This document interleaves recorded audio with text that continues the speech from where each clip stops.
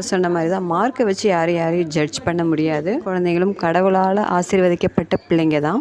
சில ஏற்றத்தாழ்வு இந்த மாதிரி ஸ்கூல் விஷயத்துலேருந்தே ஆரம்பிச்சிருது. இந்த ரிசல்ட் விஷயத்துலேருந்தே இந்த மாதிரி விஷயத்தில் பெரியவங்களாகிய நாமளே கொஞ்சம் பார்த்து நடந்துக்கலாம். ரிசல்ட்டை வச்சு இவ்வளோ பெருசாக பேசுகிறேன்னு நினைக்காதீங்க.